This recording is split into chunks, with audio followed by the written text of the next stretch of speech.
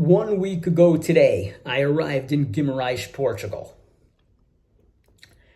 I moved to a city that I had never considered moving to, and even crazier, I went to a city that I had never visited before. Probably one of the craziest things I've ever done in my life, but I had a feeling. I did my homework, I did my research, I knew what Guimarães was all about. I knew I would like it there. And 7 days later, yeah, I was completely right. Guimarães is very close to what I expected. And when I say very close, I mean it's better. I love this city. Like, it is just so beautiful here. And I knew it would be, but what you don't really see in videos or read about in articles, there's this great sense of community. Everyone's in love with the local football team, Vitória. That's a must. I had to buy that. Christmas is taken very seriously in this city. In the center of the city, there's nonstop Christmas music. Last Saturday, there was an all-day Christmas concert. I'm sure there's going to be something going on tonight. It's Saturday again as I'm shooting this. But Guimarães, overall, I had a feeling would be similar to Granada or Girona, depending what part of Spain you're from, in that the city is half modern and half medieval, I guess you could say. I don't know if the city itself is, but certainly a lot of the architecture is. And I've been everywhere. I've been to the castle. I've been through the neighborhoods, most of the neighborhoods. And the buildings are old, but kept up spectacularly. The architecture is beautiful here.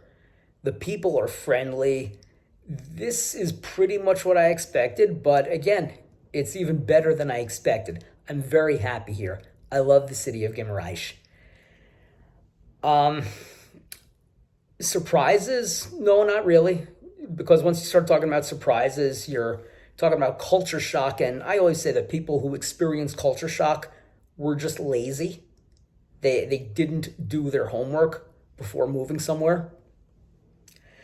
I thought that I would feel kind of caged in or pigeonholed, and I don't, even though it's a small city.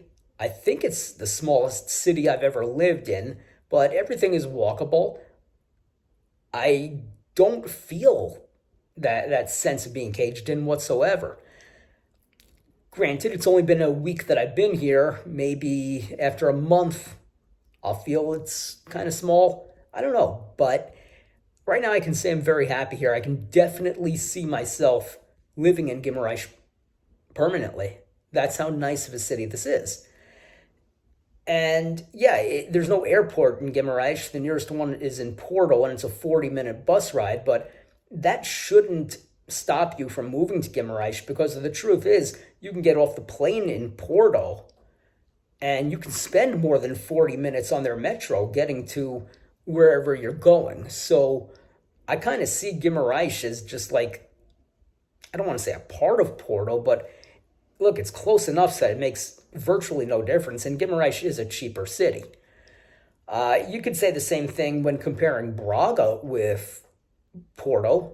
Braga is a bigger city than Guimarães, but what I really like about this region here is that the three cities, are all next to each other, and they're connected beautifully. I can take a Flixbus for just a couple of euros and, maybe go to the airport in Porto. I can go to Campania Station in Porto. I can go to Braga, wherever I want to go. So to me, it's like a whole three city in one thing. And being from New York originally, where we have the 5 boroughs, a borough is another word for city. New York City is 5 cities in one. So although obviously this is not New York, but there are certain aspects to it that make me feel like I'm at home. The people here in Guimarães are just so friendly. Everyone's really nice and accommodating. It is kind of what I expected, where most of the people do speak English, or at least some English, but there are people who you're going to come across who don't speak any English. And that's because Guimarães is not Porto. Guimarães is not Lisbon or the Algarve. There are really no tourists in Guimarães. You get day trippers, people who are in Porto and are just looking to see Braga for a day, Guimarães for a day. But you really don't get many people who are staying overnight, making full vacations, full holidays. I mean, you don't get anyone making a full vacation at Guimarães because you can't. It's not big enough. And I like it that way. It's real Portugal. But that being said, the biggest determining factor as to whether or not I stay in Guimarães is I have to get better at Portuguese.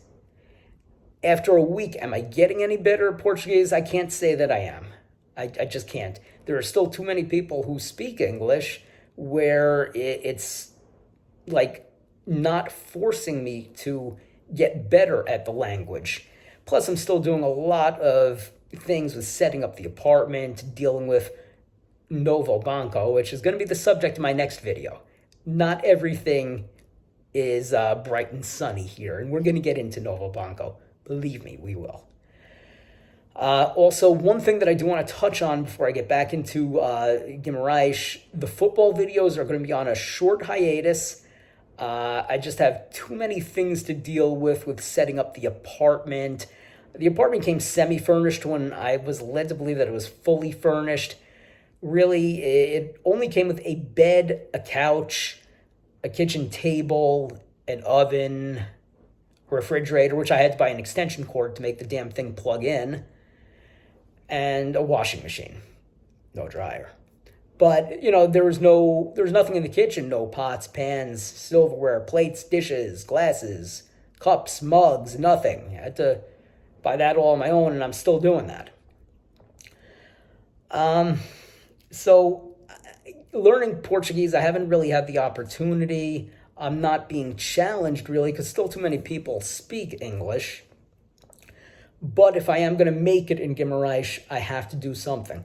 Whether that's finding an academy or school that offers Portuguese lessons, or just being social and try to get somebody to talk in Portuguese with me.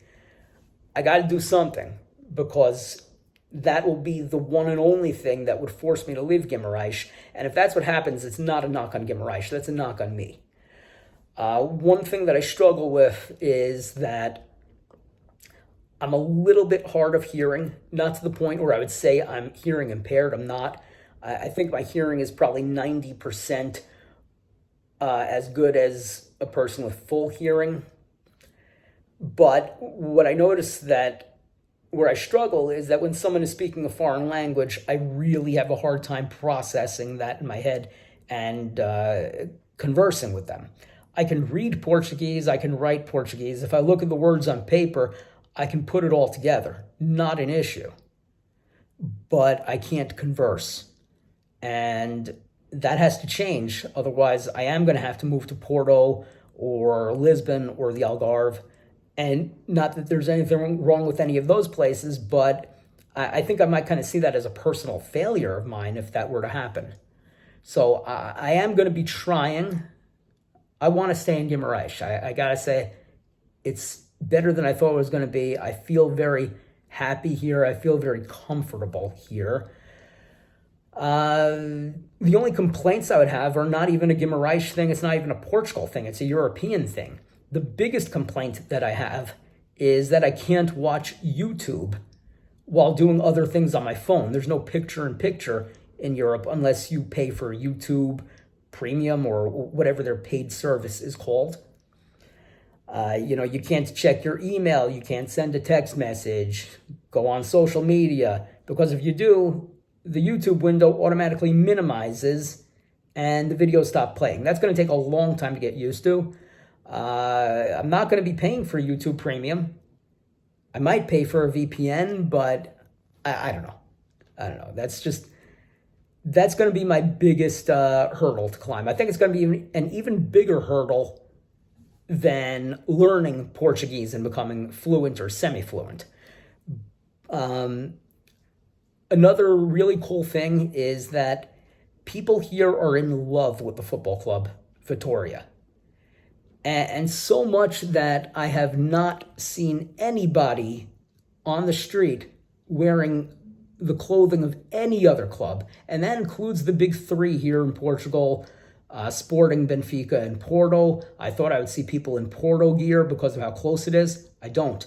Don't even see people in Moreirense gear, and Moreirense is only about 10 kilometers from the city of Guimarães. It's on the outskirts. I guess it's a kind of a suburban thing. But no, haven't even seen anyone wearing Moreirense gear. This is a one-club city, and I'll tell you, when Benfica come here with the way that their fans have a nasty habit of being violent, that first weekend in April, I ain't going to be anywhere in this city. I'm just not going to put up with that. I think you could see some clashes. We all know about Benfica fans, how they've tried to burn down the stadium in Portimao twice now. But yeah, I mean, I've never experienced anything like that with any of the sports back home, where it's strictly 100% the home team. And I like that. I think that's really cool. Leads to a nice sense of community. And I'm going to be going out a little later today. We're going to watch the game at a bar. It's in Lisbon. Coincidentally, it's against Benfica. So that game is at 6 o'clock local time. 1 o'clock in the afternoon if you are one of my friends on the East Coast of the United States. And before I forget, I think the best thing that's happened to me since I've gotten here a week ago, in only 7 days, I've lost 5 pounds. It's just melted off me. Now I'm walking everywhere, and that's good for you. But I think the biggest thing is how natural the food is. And I knew it was. I knew it was a higher quality. It's better for you. And, we kind of say that tongue-in-cheek in America that, oh, hey, we're eating crap here. Well, guess what? Yeah, you are. And it's not a laughing matter. It's very serious, pardon me. Yeah, 5 pounds have just melted off me since I got here 7 days ago. That's 2.25 kilograms. I feel great. Excellent health. Sleeping well. And, not only that, this food is cheaper. So it's a win-win situation. Look, I know that there are things that are more expensive. I got ripped off on the TV I bought. I went to the local electronics chain, Wharton's. I bought a 43-inch Philips television for €250. That was on sale from $350. Meanwhile, a friend of mine back home in Florida, he just bought a 43-inch TV from Vizio, only spent $180. So, but again, there's no surprises there. I knew going into it, electronics are more expensive in Europe. Clothing is. Cars. But I'm no longer a driver. I don't have a lot of clothes. Certainly not designer clothes. And look, I'm not an electronics junkie. I love my iPhone, and, I have this new TV now, but by no means is it like one of these high-tech Sonys, which would have cost me in excess of €1,000. I live pretty simply, so the European lifestyle is what works for me overall. So, no complaints here. We're going to have a new video out in just a few days. I am dealing with crap from Novo Banco.